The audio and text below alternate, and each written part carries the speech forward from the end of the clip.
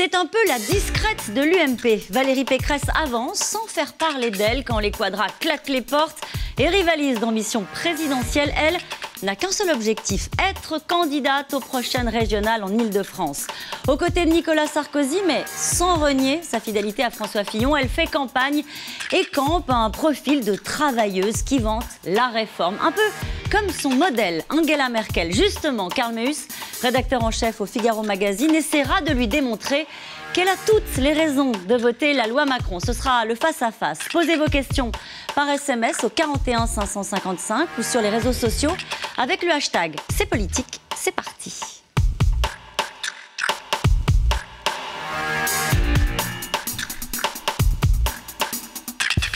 Chef de l'opposition, elle n'a pas eu droit à la tribune officielle. Les grands élus sont entre eux. Jeudi dernier, Manuel Valls pose la première pierre du village nature. À sa droite, Jean-Paul Huchon, le président de la région. C'est pas comme si on était un petit peu co-auteur du projet. Bientôt, c'est vous qui teindrez la truelle ? Bah, écoutez, j'espère.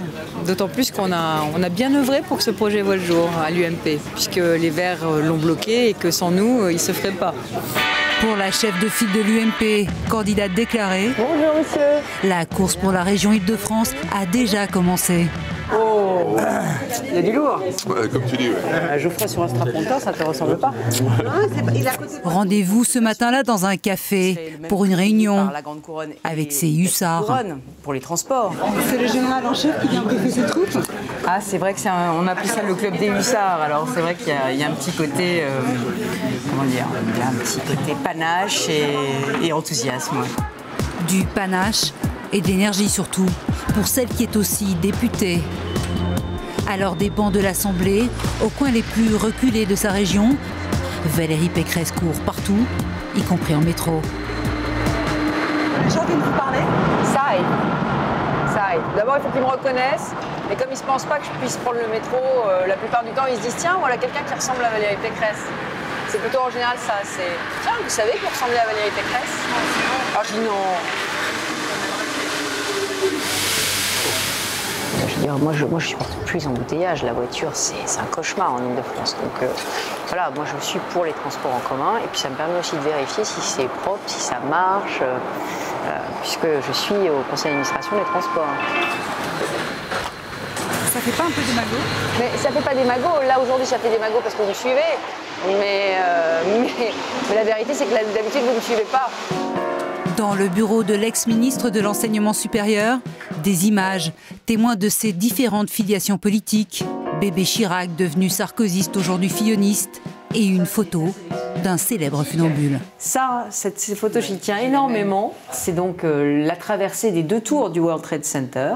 Et ce qui est extraordinaire, c'est que cette photo, elle m'a été offerte par un président d'université, un ancien communiste, qui me l'a apportée au moment de l'année des mouvements universitaires. Et il m'a dit, c'est vous. Et peut-être que vous allez tomber, peut-être pas, mais j'espère que vous ne tomberez pas. Vous avez le goût du risque ? Ouais, je crois que oui. Je crois qu'en fait, je ne calcule pas. J'ai cette petite part de... Alors, est-ce que c'est de la témérité? Je ne sais pas, mais j'ai cette petite part en moi d'audace.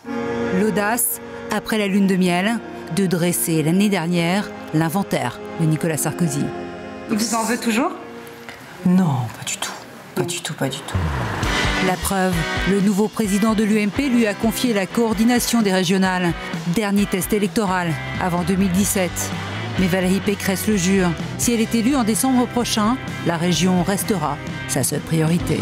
Ah oui, ce sera mon seul mandat, ce sera mon engagement d'ici prochaines années. Les 6 prochaines années ? Donc vous ne serez pas ministre si la droite revient au pouvoir ? Non, c'est un choix. C'est le choix d'un territoire, c'est le choix de faire le grand Paris. Vous savez, j'ai 47 ans, la vie est longue.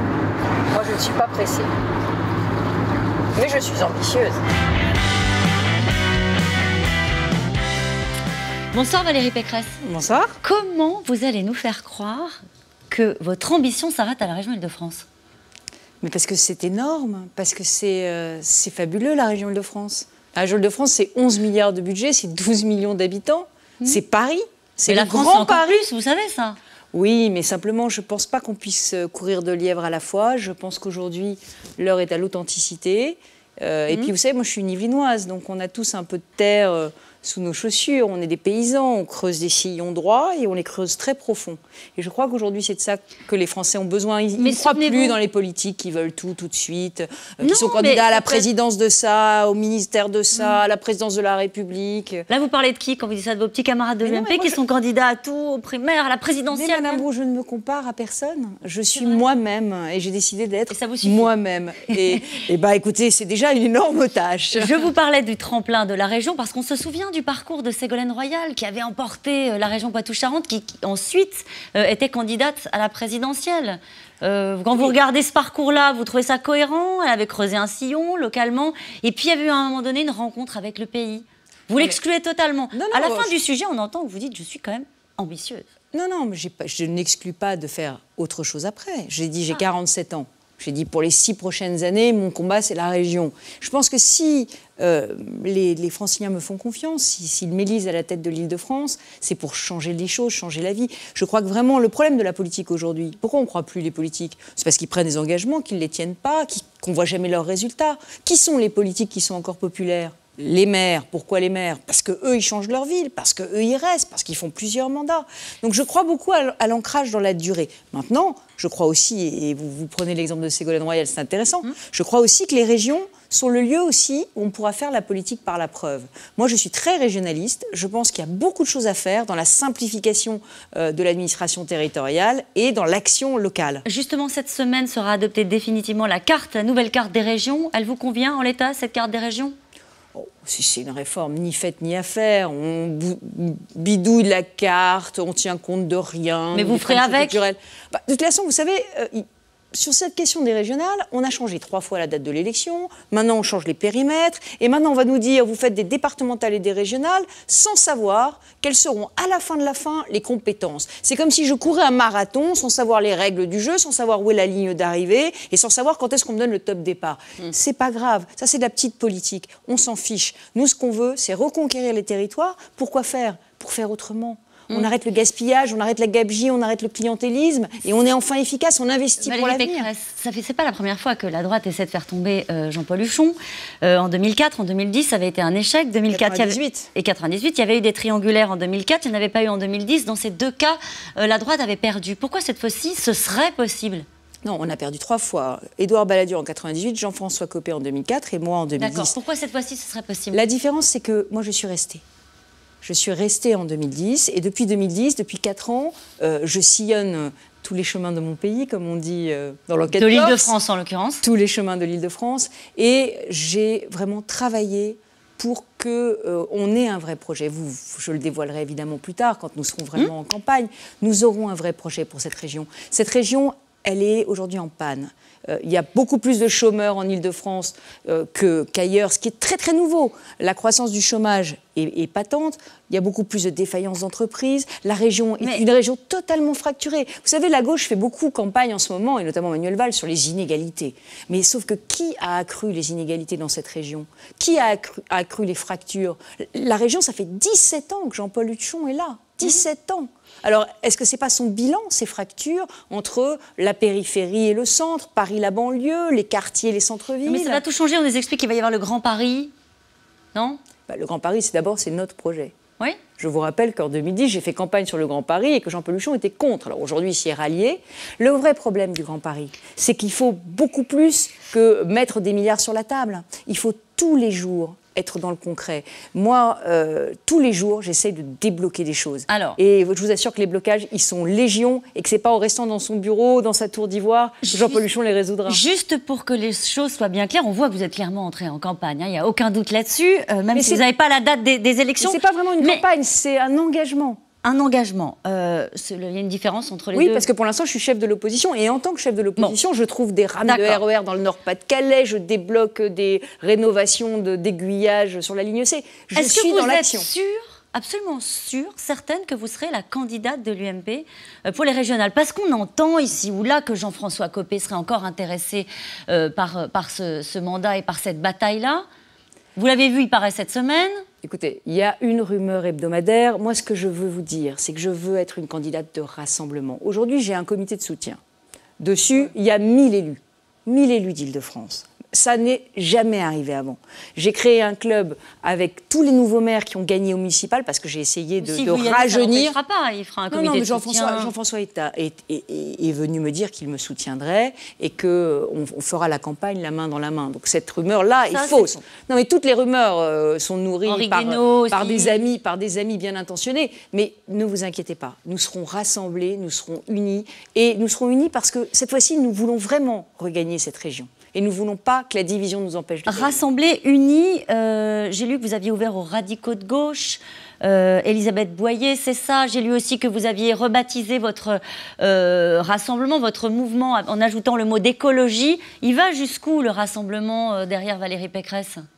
Moi, je crois qu'on va d'abord faire un projet pour l'Île-de-France. Et derrière ce projet, on amènera tous ceux qui voudront le mettre en œuvre. Là, il se trouve qu'Elisabeth Boyer, qui a été élue à la place de Madame Hidalgo, puisque Madame Hidalgo a quitté le Conseil régional, a choisi de venir s'inscrire dans mon groupe. Elle l'a choisi pourquoi ? Parce qu'elle est écologiste indépendante. Mais si on s'extrait un peu des situations très locales, qu'est-ce que ça veut dire politiquement ? Parce qu'elle n'aime pas l'écologie idéologique des Verts à la région, et elle les voit bloquer toute une série de projets pour des raisons qui n'ont rien de scientifique. Elle les voit aussi refuser, faire toute une série de shows sur la Palestine, sur le cannabis. Et elle se dit, ils font de la politique, ils font pas de l'écologie. Celle qui fait vraiment au quotidien de l'écologie, c'est Valérie Pécresse. Du coup, on parlait tout à l'heure de l'objectif, évidemment, de remporter la région Île-de-France. Si on s'extrait de la région Île-de-France et qu'on parle plus généralement des échéances électorales à venir, départementales et régionales, est-ce qu'il y a des conditions historiques pour l'UMP à la veille de ces élections, en rappelant qu'il y a une élection qui se joue en ce moment, une législative partielle dans l'Aube, on attend les résultats ce soir, un UMP et un FN face à face. Est-ce que vous dites, on a une chance historique ? Alors, ces élections territoriales, en réalité, elles sont cruciales pour l'UMP. Elles sont cruciales pour l'UMP face à la montée de deux choses. Un, la défiance vis-à-vis des politiques, et deux, le Front National. Pourquoi ? Parce que nous avons une base très solide dans les territoires, c'est nos maires. Et à partir de cette base très solide de nos équipes municipales qui ont gagné en 2014, nous pouvons construire pour les départementales, nous pouvons construire sur les régionales.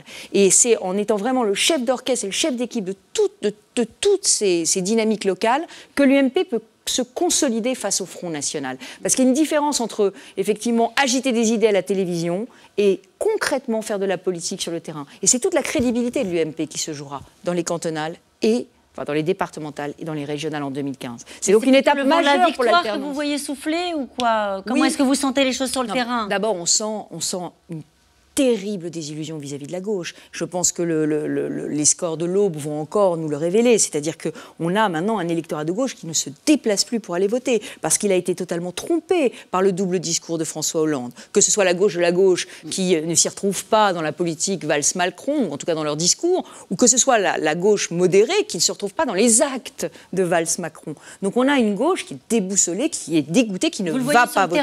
Ah mais attendez, c'est flagrant, c'est flagrant. Moi, je me déplace vraiment dans des terres de gauche très souvent. J'étais en Seine-et-Marne il y a quelques jours, à Créteil, j'étais à Bobigny. Partout, on sent cette désillusion vis-à-vis d'une gauche. Et vous sentez un enthousiasme vis-à-vis de l'UMP ?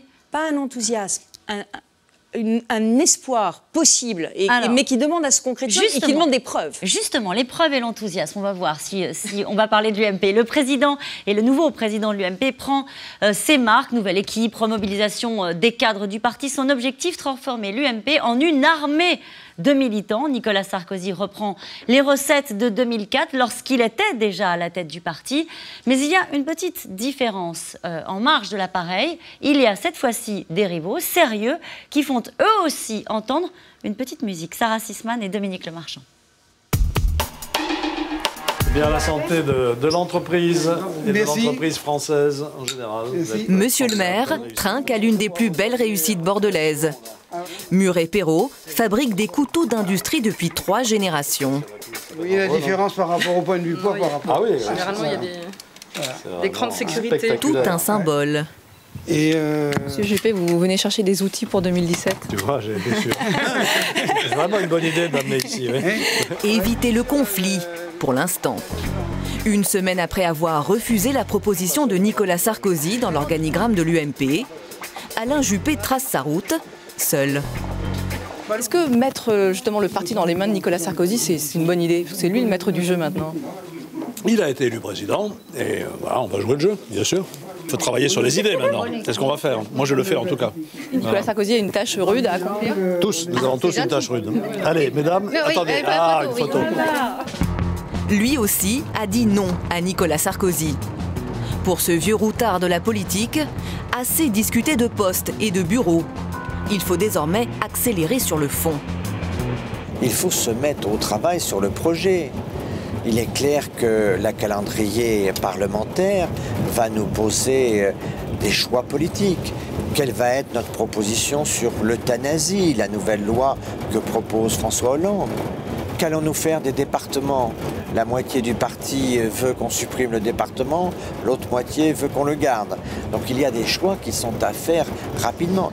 Son choix, Jean-Pierre Raffarin semble l'avoir déjà fait. De plus en plus, il affiche son amour pour Alain Juppé. Juppé est mon ami, nous sommes maintenant dans la même grande région, la Grande Aquitaine, et j'ai toujours été pour l'alliance de la droite et du centre. Donc que je sois sur la ligne Juppé, il n'y a pas d'ambiguïté là-dessus. Nicolas, c'est quelqu'un qui ne comprend pas qu'on peut l'aimer qu'à 60%. Il faut l'aimer à 100%, ne pas l'aimer.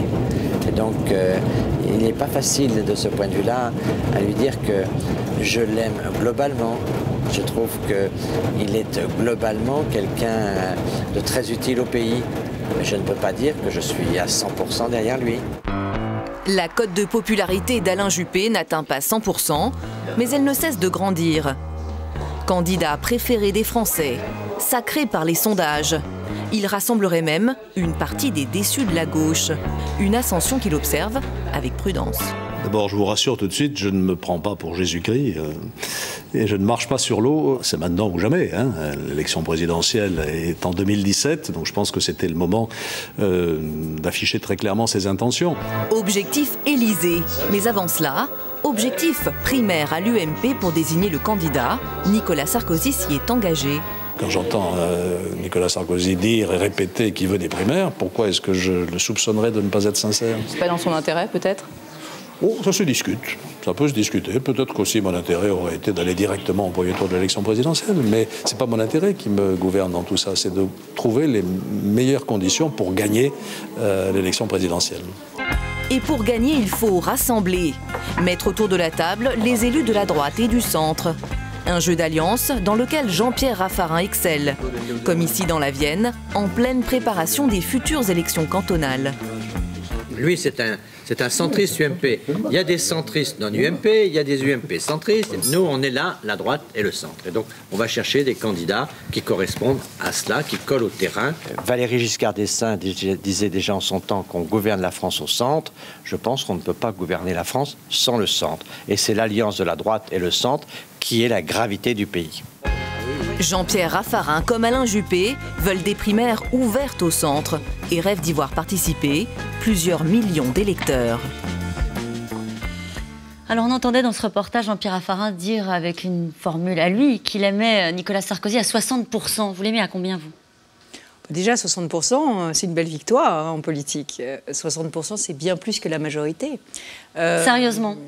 Sérieusement, moi aussi, j'ai soutenu Nicolas Sarkozy pour l'UMP parce que je pense qu'aujourd'hui, il est le seul qui a l'expérience et l'étoffe pour remettre le parti sur pied. Je le crois sincèrement.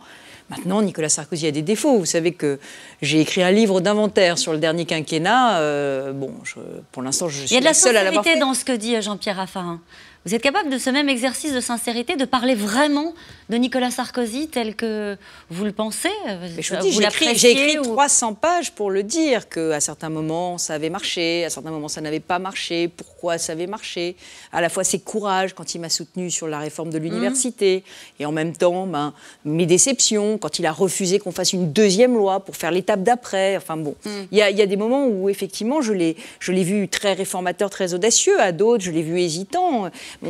Mais il a quand même fait quelque chose d'unique dans le dernier quinquennat, c'est qu'il a entamé un mouvement de réforme. Alors on n'est pas allé assez loin, je sais, j'entends tous les Français à chaque fois qu'ils nous rencontrent, ils nous disent « Mais comment voulez-vous qu'on vous croie? On pensait que vous alliez en faire tellement, vous n'avez pas tout fait. » Non, on n'a pas tout fait. Mais si on se met à comparer le quinquennat d'avant et celui d'aujourd'hui, quand même... Tous derrière lui aujourd'hui?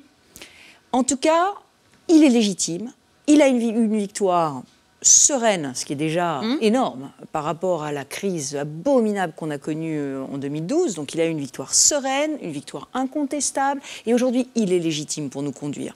Et moi j'entends les électeurs toute la journée nous dire, ils nous disent vos gueules les mouettes, vos gueules les mouettes, mettez-la en sourdine, maintenant unissez-vous, jouez collectif, apprenez. Vous savez comme Aimé Jacquet, on vit ensemble, on meurt ensemble, l'esprit d'équipe. Et ça, je crois qu'on est obligé aujourd'hui, c'est Nicolas Sarkozy le président, on est obligé aujourd'hui de jouer collectif. Il a entendu ça, François Fillon ? Il a entendu ce message-là ?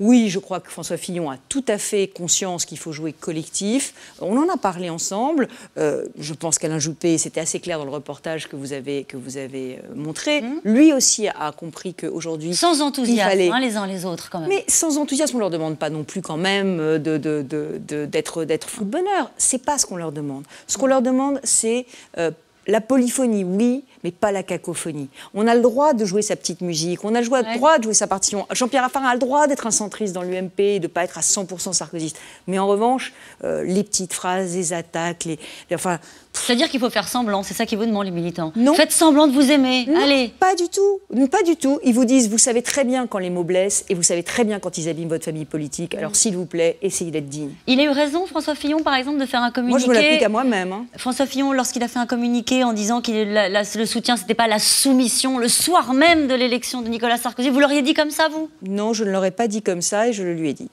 C'est quoi ? C'est l'amertume qui commande ce genre de non, petites mais phrases ? je crois qu'aujourd'hui, il faut vraiment être fair play. On a un président, il est élu.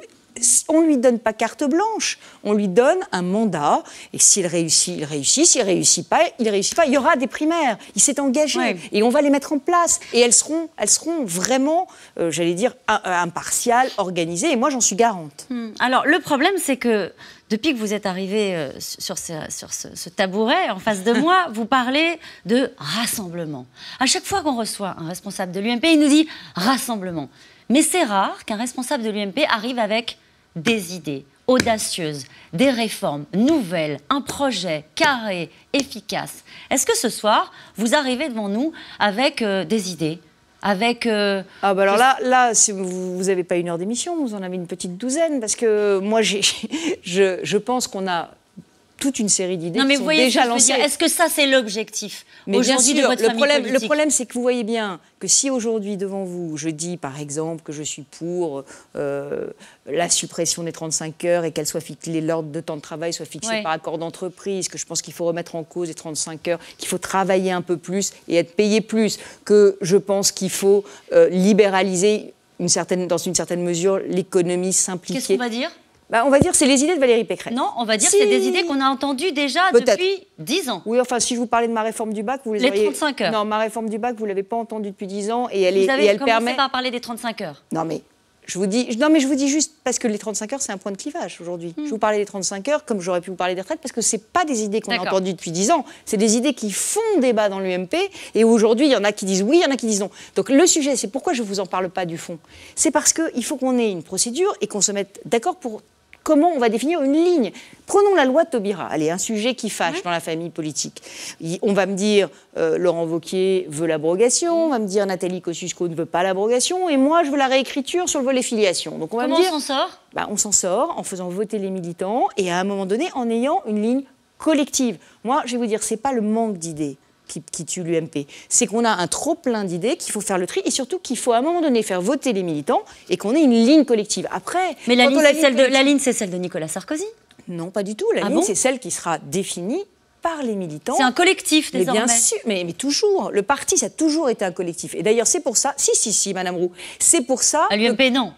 Si, ça a toujours été un collectif. Quand on fait le programme du parti. Et d'ailleurs, le président, quand il se présente, et Nicolas Sarkozy n'a pas manqué de le faire quand il était président de la République, quand il était candidat à la présidentielle, le président dit « Ah, il y a le programme du parti, mais moi, en tant qu'homme, je défends un certain nombre d'idées qui sont les miennes, qui ne sont pas celles du parti. » Donc oui, il doit y avoir un programme du parti. C'est intéressant ce que vous dites, dire que dans cette période-là, qui va être un entre-deux, où visiblement il va falloir que tout le monde mette tout sur la table et ensuite que vous décidiez tous ensemble, Nicolas Sarkozy va être là juste pour être une espèce de chef de gare des idées des uns et des autres ? Non, il dira ce que lui pense, mais il n'est pas sûr que ce soit sa position qui soit forcément la position du parti, pas forcément.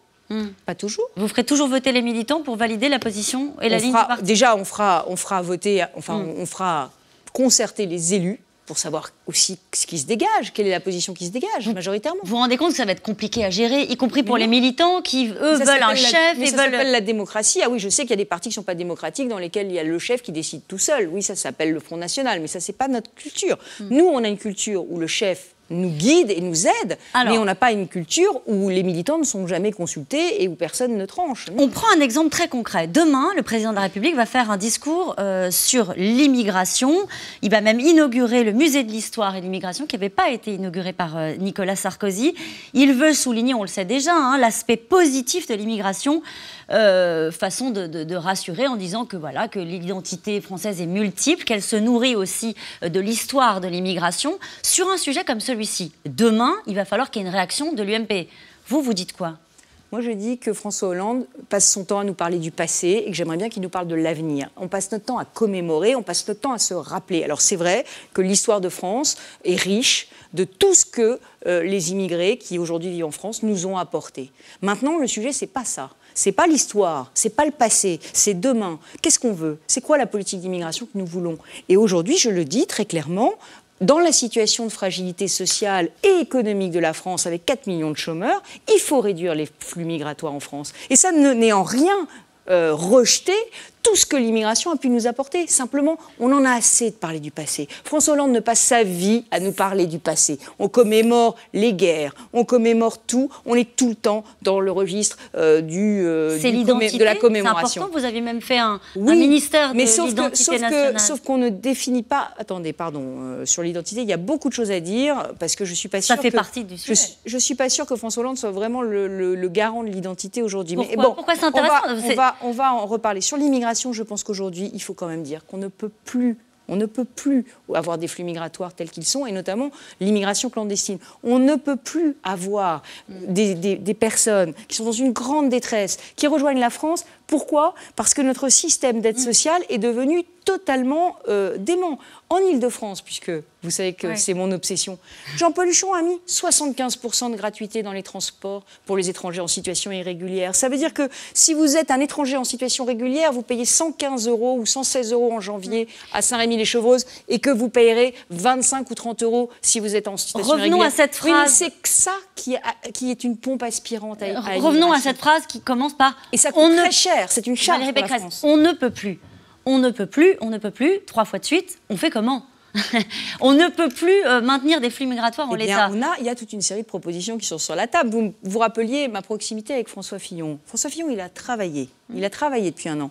Moi, je vous invite à regarder un certain nombre de ses propositions sur l'immigration, qui d'ailleurs rejoignent les miennes. Moi, j'ai toujours été pour des quotas votés par le Parlement en fonction des métiers et en fonction des pays d'origine des migrants. Je suis aussi favorable à des statistiques par origine de migrants. Pourquoi? Parce que quand j'étais ministre de l'enseignement supérieur, on avait des statistiques d'échecs. On n'était pas capable de cibler les populations pour savoir qui et quelles étaient les causes d'échec et qui étaient les étudiants en échec. Donc moi, je crois qu'on a du politiquement correct à tous les étages sur ce sujet, qu'il faut bousculer ce politiquement correct et qu'il faut essayer d'y arriver. Sur le regroupement familial, on a des questions à poser. Sur les étudiants étrangers, on a des questions à poser. Moi, j'étais contre la circulaire Guéant sur les étudiants étrangers parce que elle ne tenait pas compte des mérites et des compétences et des talents. Là, je ne vois pas de différence, de singularité dans votre approche par rapport à celle d'autres membres de l'UMP. Il y a une unanimité, il y a un consensus. Écoutez, alors vous venez de nous dire qu'on avait enfin des propositions à mettre sur la table. Non, il n'y a pas forcément une unanimité. Il faudra qu'on tranche. Il faudra qu'on ait une position qui soit la position de sur les clandestins, par exemple. Qu'est-ce que vous proposez? Une fois qu'ils sont sur le territoire, comment est-ce qu'on fait? On les renvoie dans leur pays? Comment est-ce qu'on fait? Écoutez, moi j'ai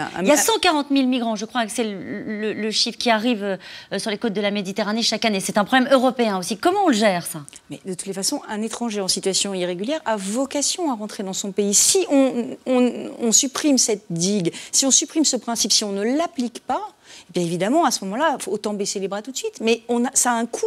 Ça a un coût terrifiant. Aujourd'hui, on ne peut plus se loger dans beaucoup de régions de France, et notamment dans toutes les régions qui sont les régions d'accueil des populations immigrées. On a des centres d'hébergement d'urgence qui sont remplis, on est en plein hiver, on a des personnes qui sont à la rue, on a des enfants qui sont à la rue. Est-ce qu'on accepte ça? On a des marchands de sommeil, on a des réseaux de prostitution. Pour revenir à notre conversation du début. Non, être en situation irrégulière, c'est se retrouver dans une situation d'extrême fragilité. François Hollande dit à quelques mots près, ce ne sera pas ces mots exactement, mais l'immigration est une chance. Vous vous dites l'immigration est un problème?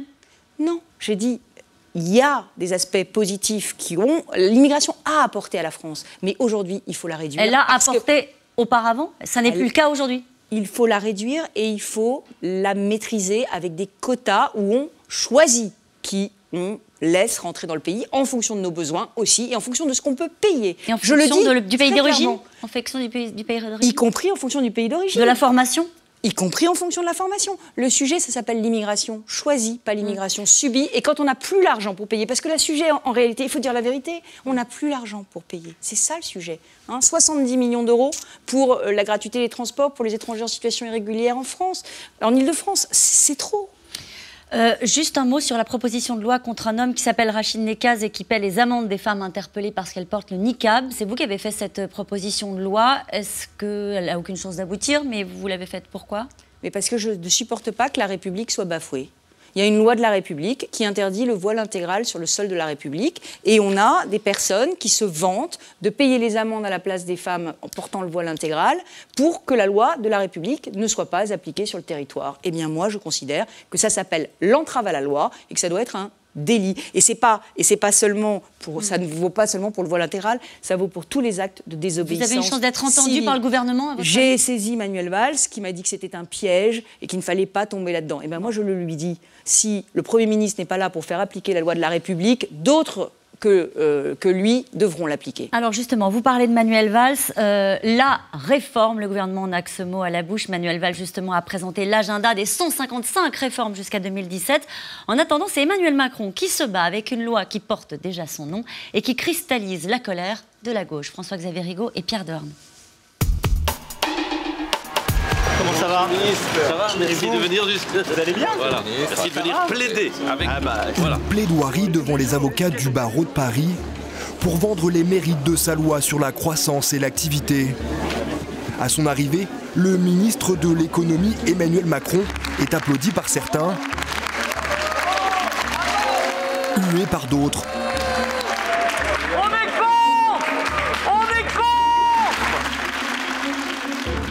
Je ne ferai croire à personne que la réforme des avocats, des notaires, des huissiers va transformer l'économie française, créer 2 points de croissance.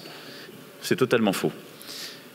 Par contre, l'esprit de la réforme qui est porté, c'est partout où c'est possible de déverrouiller, de recréer des opportunités, de libérer de l'activité. Et c'est pour ça que je me bats sur chacun de ces petits domaines. Parce que si vous commencez à en refermer un, celui d'à côté, moi aussi dans ces cas-là. Il s'exprime bien, il est convaincant. Pareil, non? Totalement. Très, très convaincant. Très convaincant. Comme on dit les bâtonniers, il a fort bien plaidé son affaire. Maître Emmanuel Macron a visiblement convaincu une bonne partie de la salle d'audience. Mais le jury est loin d'être unanime. On est contre sa réforme de création d'un avocat en entreprise. Comment un avocat peut-il être salarié d'une entreprise commerciale, d'un non-avocat? Comment va-t-il défendre de manière indépendante? Une nouvelle catégorie d'avocats qui n'aura pas le droit de plaider. Alors à la sortie, les délibérés entre confrères sont houleux. Un avocat qui ne plaide pas n'est pas un avocat. Ce que vous êtes en train de faire, c'est de sacrifier les jeunes générations. La réalité, mais le lien de subordination. L'avocat salarié, excusez-moi, l'avocat salarié en cabinet. Alors, vous ne dites pas l'avocat salarié en cabinet a un lien de subordination. Certains avocats ont déjà appelé à manifester mi-janvier contre ce projet de loi. Il ne faut jamais gouverner à l'applaudimètre. Et donc, vous avez toujours des huées, vous en aurez toujours, et vous avez toujours des protestations. Mais les mêmes qui vous reprochent de ne pas les entendre sont le lendemain ceux qui vous reprochent l'immobilisme quand vous ne bougez pas. Oui, c'est vous mon avenir? Oui. Non, alors, le côté derrière. La loi Macron sera débattue à l'Assemblée nationale à partir du 22 janvier prochain. Et vous allez reparler de la loi Macron avec Karl Meus qui nous a rejoint. Mais d'abord, la réforme, c'est formidable. Vous vous souvenez, vous avez fait la réforme des universités. Et puis quelques années après, on se rend compte que ça n'a pas réglé les problèmes. Les universités sont encore endettées. Il y a eu des mobilisations. Certaines sont même ruinées. Je crois que personnellement, vous avez fait un chèque de 20 000 € à l'université de Versailles. Est-ce que vous reconnaissez aujourd'hui que cette réforme n'a pas solutionné le problème du financement des universités ?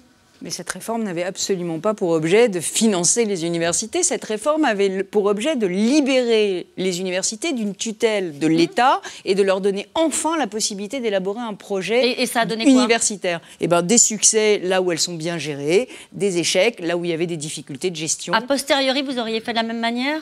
Le sujet, c'est qu'on s'est dit, on avait deux possibilités. Soit donner l'autonomie uniquement aux meilleurs, les plus performantes, les meilleures, celles dont on était sûr qu'elles allaient bien se débrouiller, soit dire c'est pour tout le monde et on vous fait confiance et on verra. On savait, en prenant la deuxième option, qu'il y en allait qui allaient trébucher. Mais on l'a fait à la demande des présidents d'université. Donc il y a une forme d'hypocrisie. Aujourd'hui, ils s'en plaignent. Hein. Oui, enfin, il y a une forme d'hypocrisie, parce qu'à l'époque, ils ne voulaient absolument pas qu'il y ait deux vitesses d'université, celles qui pouvaient être autonomes et les autres. Parce que celles qui sont autonomes et qui sont bien gérées, elles peuvent aller beaucoup plus vite que celles qui seraient restées non autonomes. Alors moi, je voudrais dire une chose, c'est comme un bébé. Vous êtes maman, moi aussi, c'est comme un bébé. Il y a des bébés, on les pose, on leur dit « tu marches », eh ben, il va marcher, il va trébucher et on va le rattraper. Mais un jour, il marchera. Donc un jour, ces universités autonomes qui ont des difficultés de gestion parce qu'elles apprennent l'autonomie et qu'elles ne savent pas bien gérer l'autonomie, qu'elles ne savent pas prendre des décisions difficiles, qu'elles ont un peu du mal à rationaliser les coûts, etc. Ces universités vont apprendre la gestion. Et un jour, elles seront autonomes, elles seront grandes, elles seront belles et elles pourront se battre avec les autres universités du monde à armes égales. Si on les garde dans les bras toute notre vie, elles ne seront jamais autonomes, elles ne sauront jamais marcher et elles ne se battront jamais dans la concurrence mondiale. C'est la maman qui a fait un chèque de 20 000 € pour l'université de Versailles Mais ça n'a rien à voir. L'université de Versailles a créé une fondation pour acheter des livres à la bibliothèque. Ils ont demandé à tous les parlementaires de les aider dans leur fondation pour les livres universitaires. Et j'ai, dans le cadre de ma réserve parlementaire, fait un don à la fondation. Elle est bien gérée, cette université ? Elle a eu des problèmes de gestion. Elle est même aujourd'hui en enquête judiciaire pour savoir ce qui s'est passé. Mais écoutez, je suis désolée, c'est des failles humaines, ça. Il y a aussi des problèmes dans les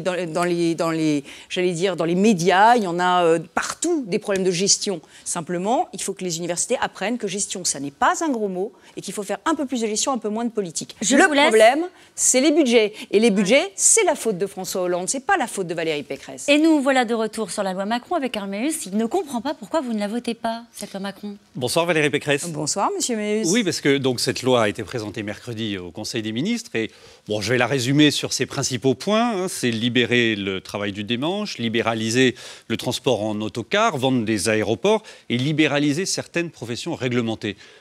Au fond, c'est une loi de droite.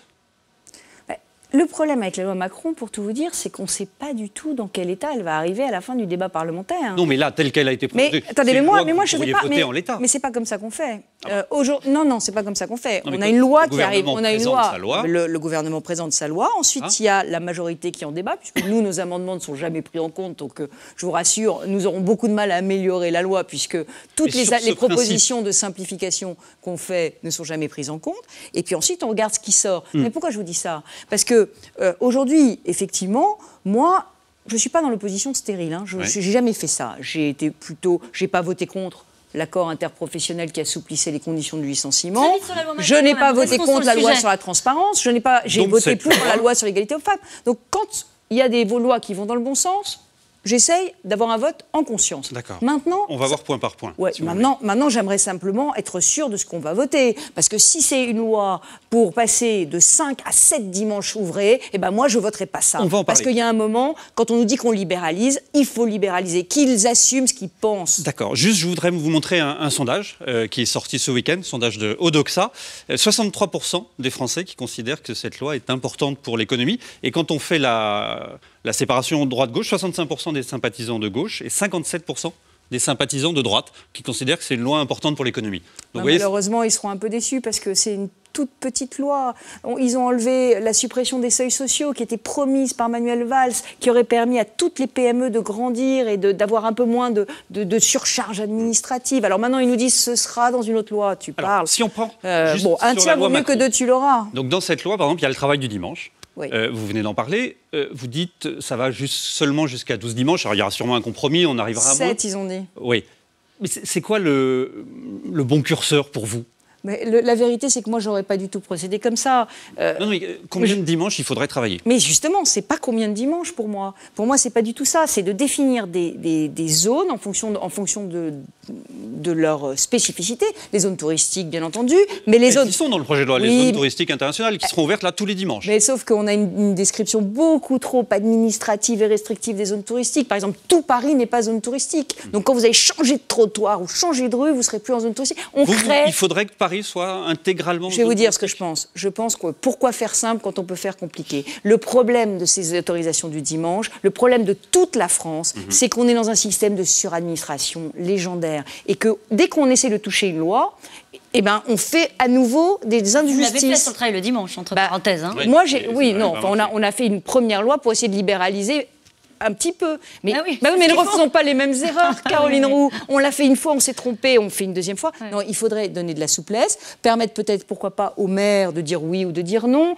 Peut-être. Mais c'est ce que propose la loi. Non, c'est autorisation préfectorale. Ouais. Les autorisations préfectorales. Non, mais attendez, je vais vous donner un exemple. Ouais. Aéroville à Roissy, c'est ouvert tous les dimanches. Gare au Nord à Villepinte, c'est fermé tous les dimanches.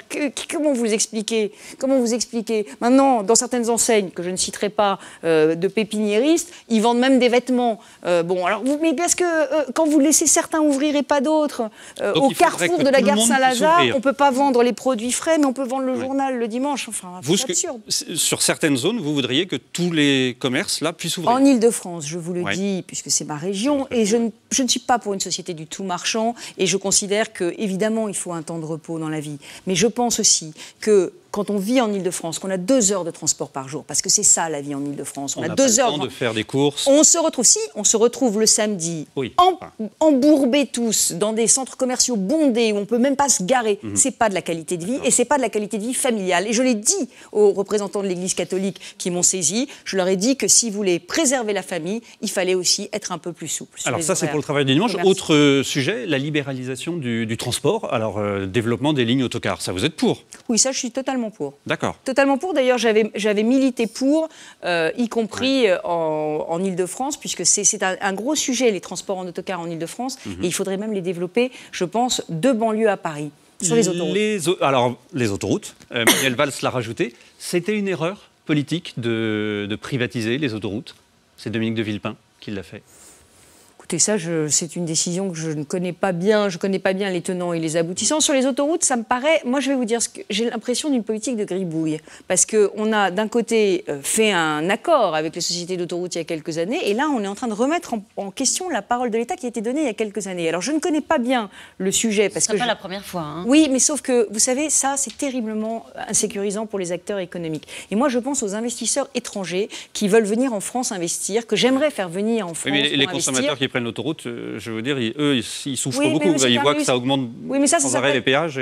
Non, mais attendez, ça peut s'appeler aussi de la démagogie. Moi, je pense qu'on peut réglementer les péages. Le sujet, c'est pas réglementer les péages aujourd'hui, c'est c'est reprendre de l'argent aux sociétés d'autoroute. Enfin, je ne sais pas comment vous le dites. C'est leur taxer leur super profit, faire baisser les prix. Enfin, tous les jours, les péages gratuits. En revanche, on ne renationalise pas. Enfin, parce qu'il y a à gauche certains qui disent pourquoi pas renationaliser. Ça, vous seriez totalement hostile. Non, mais c'est pas ça. Mais moi, mon seul sujet, c'est que la parole de la France soit crédible quand elle signe avec des opérateurs privés. Parce que le problème, c'est que j'aimerais qu'un jour, des Américains, des Chinois, des Allemands, des Espagnols viennent en France investir et créer de l'emploi. Et je me dis, aujourd'hui, quel est le visage de la France? C'est le visage d'un pouvoir politique qui peut changer les règles du jeu à tout moment. Si c'est ça, on ne vient pas investir en France, on ne crée pas d'emploi en France. Et moi, je veux créer de l'emploi dans mon pays. Je voudrais vous soumettre une phrase, savoir si vous vous souvenez de cette phrase qui disait « Nous avons manqué de courage et d'audace, nous ne savions pas ce qu'il fallait faire ». Je vous laisse continuer et nous ne savions pas comment le dire aux Français parce que c'était trop difficile. Bah oui, c'est vrai. C'était vous, dans votre livre, c'est vrai. Mais alors du coup, les Français se posent la question, pourquoi les mêmes, s'ils revenaient au pouvoir en 2017, auraient plus d'audace? C'est aussi pour ça que j'ai choisi la voie de la régionale. Parce que tout ce qu'on pourra faire... Pour ne pas avoir à diriger en 2017, pas du tout. C'est pas moi qui le ferai. Mais non, pas du tout. C'est pour essayer, par la preuve, à travers la gestion locale, comme l'avait fait Ségolène Royal, d'ailleurs en Poitou-Charentes, de montrer ce que peut être une gestion de droite dans un territoire où on simplifiera, où on aidera les acteurs économiques, où on rendra les choses plus faciles, où on investira au lieu de dépenser en fonctionnement, où on baissera les impôts. Vous voyez, une vraie politique de droite à l'échelon d'un territoire pour qu'ils aient plus confiance en nous. Voilà, parce que en fait, ce que les gens attendent, c'est du concret. C'est-à-dire que, parce que là, la loi Macron, c'est quand même vraiment des décisions, des choix politiques qui sont assez concrets, qui parlent aux gens. Oui, mais c'est une formidable déception, Monsieur Méus. Pourquoi ça serait une déception? Mais je vous l'ai dit, ça va pas assez loin. Parce que ça ne va pas assez loin sur le travail du dimanche. Monsieur Macron nous a dit, allez, le temps de travail, on assouplira. Il a dit, les seuils sociaux, on les relèvera. Il a dit tellement de choses. Et puis là, hop, oh, la petite loi Macron. Alors oui, il y a 2-3 petits verrous sur les avocats d'entreprise, sur les autocars. Enfin, c'est pas ça qui va ramener la croissance. Sur les professions réglementées, c'est une bonne chose ou pas? Mais c'est une occasion manquée. C'est terrible parce que je m'incruse dans votre conversation, mais occasion manquée sur les réformes que vous n'avez pas menées, vous, occasion manquée sur les réformes qui ne sont pas menées dans la Macron. Pourquoi est-ce qu'on vous croirait aujourd'hui lorsqu'on dit attention, il va falloir cette fois-ci les mener? Pourquoi les gens qui vous regardent aujourd'hui se disent cette fois c'est sûr ils le feront? Mais c'est ce que je vous dis, c'est pour ça que la gestion locale est très importante pour nous crédibiliser. Mais pour revenir à ce que vous disiez sur les professions réglementées, il fallait déjudiciariser massivement. Moi j'ai rencontré les notaires, les huissiers et les greffiers. Ils étaient prêts à un donnant-donnant. On leur aurait dit, par exemple, j'enlève de la sphère judiciaire tous ces contentieux de masse qui embolisent les tribunaux, les permis à points, les affaires familiales. Est-ce que vous savez que quand vous êtes séparés, il faut aller faire une ordonnance de séparation signée du juge des affaires familiales pour pouvoir postuler pour un HLM. Eh bien, ça prend 3 semaines, ça coûte de l'argent, il faut prendre des avocats, ça embolise les tribunaux parce qu'il y a énormément de séparations chaque année. Je veux dire, est-ce qu'on n'a pas autre chose à faire? On aurait dit, on fait ça chez le notaire, ou on aurait donné des nouvelles activités aux professions réglementées, elles auraient accepté des baisses de tarifs. C'était un donnant-donnant. Mais ça manque de profondeur, tout ça, ça manque de réflexion. Donc il faut qu'on réfléchisse pour 2017 et qu'on soit prêt. Les taxis, justement, ils vont manifester demain. Dès 5h du matin, a priori bloquer la capitale. Oui, mais vous ne l'avez pas fait quand vous étiez au pouvoir. Mais non, mais attendez, je suis désolée. Il y avait le rapport Attali. Non, monsieur Méus, vous savez pourquoi je soupire? Je soupire parce que je voudrais comprendre pourquoi dans ce pays, on ne peut pas se mettre de temps en temps autour d'une table sans avoir à tout bloquer. Parce que les pauvres franciliens, ou les pauvres Français qui vont demain prendre le périphérique à Paris, ça va être encore une galère. Il y en a beaucoup qui vont prendre des RTT, qui ne vont pas les travailler. Donc ils ont tort, les taxis, Mais il faudrait qu'on arrête de bloquer, quoi. Bon, on pourrait se mettre autour d'une table et trouver un moyen de discuter. Ça, c'est le pays des bisounours, ça, Valérie Pécresse. Bah non, il y a des pays. Non, il y a des pays dans lesquels on est en France, c'est comme ça que ça se passe. Vous le savez mieux que personne. Oui, mais vous pouvez me dire de ne pas me résigner sur la réforme et de me résigner sur le conflit. Non, mais être réaliste au moins, quoi. Se mettre autour d'une table et discuter, si ça avait été facile, on l'aurait fait. Oui, écoutez, je suis désolée, mais moi, j'aime pas le pouvoir de blocage. Et Dieu sait que j'ai eu des universités bloquées, donc je sais ce que c'est. Non, mais sur les taxis, c'est évident qu'à force de ne pas avoir fait la réforme, effectivement, on se retrouve au pied du mur, et je suis d'accord avec vous, mea culpa. Et nous passons maintenant aux photos d'actualité de la semaine, si vous le voulez bien. Je ne sais pas si vous le connaissez, cet homme-là. Il s'appelle Sébastien Chenu, ancien secrétaire national de l'UMP. Il était donc à l'UMP et le voilà désormais aux côtés de Marine Le Pen. Il a rejoint le RBM à la tête du collectif Culture. Il s'est perdu ou c'est le Front National qui l'a séduit? Comment est-ce que vous expliquez ce transfert? Écoutez, je ne l'explique pas. Et moi, je suis terriblement déçue parce qu'il se trouve que Sébastien Chenu, moi, j'avais même été le soutenir à l'époque, je crois que c'était dans l'Oise, quand il s'était présenté au cantonal. Donc, je suis très déçue. Et il dit qu'il y en aura d'autres comme lui qui passeront au Front National. Écoutez, moi, je pense que c'est un choix sans doute par dépit, puisqu'il était candidat sur les listes de Nathalie Kosciusko-Morizet, puis finalement, ça ne s'était pas fait. Donc, je pense que c'est un choix par dépit. Je pense que c'est un choix calculé. Non. Moi, je vais vous dire, je n'arrive pas à mettre Front National et Sébastien Chenu dans la même case, mais bon, c'est peut-être parce que je suis un peu idéaliste et que je pense que les gens qui ont des convictions n'en changent pas. René Maratier, un homme blessé, en colère, Xynthia, de la prison ferme pour le maire de la Faute-sur-Mer. Ça vous choque de la prison ferme dans cette affaire-là ?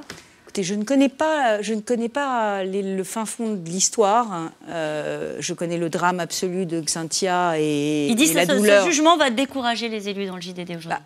D'abord, il y a une tragédie. Il y a quand même 29 personnes qui ont trouvé la mort. Enfin, je veux dire, c'est une tragédie abominable. Et on a cherché des responsabilités. Maintenant, je ne suis pas juge, je ne connais pas le dossier. Donc, je ne vais pas m'immiscer. Je sais très bien que ce n'est pas mon rôle. Mais en même temps, je me dis que cette sanction est tellement sévère qu'elle paraît vraiment difficile à concevoir, parce qu'on se dit quand même il y a un contrôle de légalité. Je veux dire, l'État contrôle les décisions des maires. C'est ce qu'il dit. Que l'État est absent. Quand même. Donc on a l'impression qu'il est le seul coupable. Moi, quelque part, ça me gêne. Alors j'attends d'en savoir plus, mais en tout cas, je comprends la détresse des maires qui se disent « Ouh là là, mais est-ce que ça veut dire que finalement, on est responsable de tout ?» y compris de l'inimaginable. C'était pas prévu, mais je vais vous montrer cette une. Je crois qu'on l'a en photo. Hein. Les Français votent Merkel. Je le disais en commençant l'émission, que vous êtes fan inconditionnel d'Angela Merkel. Oui. Hein, oui. Vous reconnaissez dans le 72% des sondés ont une bonne opinion de la chancelière allemande. Pourquoi c'est si compliqué malgré tout avec le gouvernement, si elle est autant soutenue par les Français? Vous voulez dire avec François Hollande? Oui. Peut-être parce qu'elle fait tout ce qu'il ne fait pas. Elle décide, elle est tranquille, elle est droite, elle va dans une direction, elle s'y tient, elle continue, elle dévie pas, et elle arrive à concerter, y compris avec son opposition. Enfin, tout ce qu'ils ne savent pas faire, quoi. Bon, et du coup, quand vous parlez de Merkel, vous parlez de Pécresse ou pas? Moi, je suis persuadée qu'il faut des Merkel à la France, oui. À la France, pas en Île-de-France? Les deux. Ah, tiens. Allez, Serge Lazarevitch, dernier otage libéré. Il y a une polémique sur... j'allais dire comme toujours, malheureusement, sur les conditions de sa libération, qu'est-ce qui a été négocié en échange. Est-ce que vous voulez savoir? Ou est-ce que vous dites peu importe? Non, je dis il faut que les otages rentrent. Dernière image, le rassemblement, est-ce que ce serait un bon... Regardez, ça donnerait ça, le nouveau logo de l'UMP rebaptisé, ça vous conviendrait? Ah, moi j'ai toujours eu un truc pour Philippe Séguin, alors... C'était C'était le nom qu'il voulait donner au RPR à l'époque. Donc vous dites oui. Moi j'aime beaucoup ce mot de rassemblement. Nous allons passer maintenant aux questions des téléspectateurs, si vous le voulez bien. Continuez-vous à travailler avec François Fillon? Oui, on travaille sur un certain nombre de propositions qu'il va faire bientôt, sur un sujet qui me tient particulièrement à cœur, qui est le logement. Et je pense que ces questions de politique du logement sont des questions qui ont l'air comme ça très techniques et qui sont au fond très politiques. C'est la capacité des Français à avoir confiance dans l'avenir. Se loger, c'est l'un des premiers droits qu'on doit avoir. Le fait que ce téléspectateur se pose la question, ou cette téléspectatrice se pose la question de votre présence aux côtés de François Fillon, c'est qu'on vous a beaucoup vu aux côtés de Nicolas Sarkozy. Vous l'aimez à combien de pourcents, lui, tiens? François Fillon? Oui. Ah, je l'aime à 80%. Bon, les 20% sont chez Nicolas Sarkozy, c'est ça? Non, les 20%, c'est un certain nombre de choses que j'ai pas forcément toujours compris dans son positionnement politique. Quoi? Quelques paroles malheureuses qu'il avait eues sur le Front National, par exemple. Vous êtes toujours pas, je veux dire, c'est pas réconcilié le mot, mais vous avez toujours pas levé cette ambiguïté. Si, il l'a levé, mais je trouvais qu'il avait mis trop de temps à la lever. J'ai trouvé que ces hésitations... en fait, François Fillon, c'est quelqu'un d'orgueilleux. Et moi, je crois qu'en politique aujourd'hui, quand on a une parole maladroite, je pense qu'il faut tout de suite revenir dessus et l'assumer. Et je pense que ça, je lui ai dit personnellement, je pense que c'est aussi une question de caractère, il faut qu'il le fasse. Vous le voyez gagner la primaire? Écoutez, on est vraiment loin de la primaire. Avant la primaire, il y a plein d'autres échéances, donc on verra tranquillement la primaire. En tout cas, ce que je le vois aujourd'hui, c'est avoir le diagnostic le plus pertinent sur la situation de l'économie française. On a parlé tout à l'heure des 35 heures ou de la retraite ou d'un certain nombre de réformes qu'il faut faire, de l'immigration. Je pense que sur tous ces sujets-là, il a dans la réflexion un temps d'avance. Et vous, dans le nouvel organigramme de l'UMP de Sarkozy, à quoi allez-vous servir? Moi, la coordination des régionales, donc j'ai déjà commencé à faire le tour de toutes les régions et à consulter tous les élus pour savoir comment nous allions organiser les choses. L'idée pour nous, c'est d'arriver le plus possible à des candidatures de consensus, parce que je pense qu'on s'est déjà assez battu comme ça depuis 2 ans. Donc essayer de faire émerger des personnalités qui soient à peu près consensuelles et des équipes. Et puis ensuite, il faudra les discuter. Consensuel, ça veut dire le plus petit dénominateur commun, pas le meilleur? Non. Dans une élection, c'est pas le plus petit dénominateur commun qu'on doit choisir. C'est celui qui peut nous faire gagner. Je ne sais pas si vous allez répondre à cette question, mais sincèrement, mais je vais quand même vous la poser. Quelles sont vos relations avec NKM? Avec NKM? Oui. La vérité. La vérité, elles sont bonnes. Moi, j'ai été la soutenir pendant sa municipale à de nombreuses reprises et je crois qu'elle le sait et qu'elle m'en est reconnaissante. Et elle vous aidera pour les régionales en Ile-de-France? Vous attendez qu'elle vous aide? C'est ce qu'elle m'a dit, mais moi, je pense qu'en tant que vice-présidente du parti, elle aura à cœur de nous faire gagner partout. Bon. Pensez-vous sincèrement que Nicolas Sarkozy ne connaissait pas la société Big Malion alors que tous ou presque à l'UMP la connaissaient? Vous savez, il était quand même président de la République. Je pense que les gens peuvent bien se rendre compte que le président de la République ne gère pas l'intendance. Non, moi, ça ne me paraît pas du tout improbable qu'il ait laissé gérer les choses par son entourage. Non. Vous avez dit que l'UMP devait devenir une maison de verre. Comment cette transparence sera-t-elle mise en place ? Je vais plaider pour ça, mais d'ores et déjà, il y a un certain nombre de propositions qui sont sur la table, et par exemple, celle de filmer les bureaux politiques de l'UMP, de façon à ce qu'ils soient retransmis en direct sur Internet, de façon à ce que les militants puissent voir. Moi, ça va être sympa comme programme. Bah, oui, mais n'empêche, je trouve que ça a un petit côté... Ça changerait quoi? Parce qu'il y a parce que c'est l'UMP près de chez vous. L'UMP près de chez vous. Vous voulez savoir ce que vos hommes politiques pensent. Ça veut dire qu'il s'y passera plus rien, que vous direz peut-être plus les choses sincèrement, comme vous pouvez vous les dire habituellement. Parce qu'avant, on se le disait tellement sincèrement. Non. Bon, d'accord. Non, c'est pas ça. Non, mais avec Twitter, avec tout. En réalité, aujourd'hui, on s'aperçoit que les journalistes savent tout ce qui se dit dans une réunion à huis clos. Je me souviens même des négociations syndicale avec Nicolas Sarkozy à l'Élysée, où les journalistes avaient quasiment... Donc il faut tout ouvrir. Donc je pense qu'il faut tout ouvrir, et c'est mieux pour la transparence. Il n'y aura pas comme ça des initiés et d'autres. Faut-il bannir le diesel? Il faut le faire, mais il faut le faire de manière, j'allais dire...